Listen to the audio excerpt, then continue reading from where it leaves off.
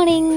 അപ്പം നമ്മുടെ ഈ മുടി ചിലർ വെട്ടിയാൽ വളരില്ല, ചിലർ വെട്ടിയാൽ നന്നായിട്ട് വളരുകയും ചെയ്യും. അപ്പോൾ ലാസ്റ്റ് ഞാൻ മുടി വെട്ടിയത് ഒരു ബ്യൂട്ടി പാർലറിൽ പോയിട്ടാണ്. അവിടെ നിന്ന് വെട്ടിയ പിന്നെ മുടി അങ്ങോട്ട് വളരുന്നില്ല. ഈ ഒരൊറ്റ നിപ്പാണ് ഒരു വർഷമായിട്ട്. അപ്പോൾ ഞാൻ വേറെ രണ്ടാമത് മുടിയൊന്ന് കട്ട് ചെയ്തതിന് ശേഷമാണ് വളർന്നു തുടങ്ങിയത്.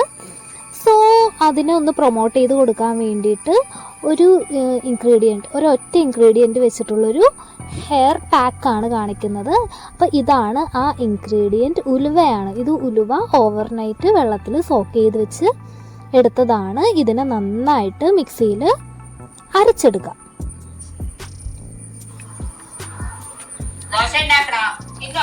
ഈ അരച്ചെടുത്ത ഈ പാക്ക് നമുക്ക് ഹെയറിൽ അപ്ലൈ ചെയ്ത് കൊടുക്കാം. സോ ഉലുവയുടെ ഗുണങ്ങളെ പറ്റി അറിയാത്തവർക്ക് വേണ്ടിയിട്ട് പറയാം.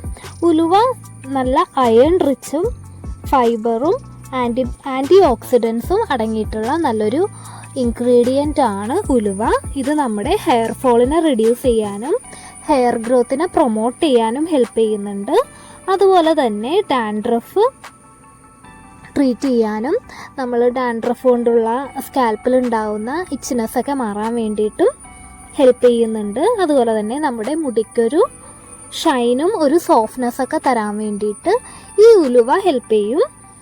അതുപോലെ തന്നെ ഒരു ഗുണം കൂടിയുള്ളത് നമ്മുടെ അകാല നിര, പ്രിമച്വർ ഗ്രേയിങ്ങിനെ ഡിലേ ചെയ്യാനും ഈ ഉലുവ ഹെൽപ്പ് ചെയ്യുന്നുണ്ട്.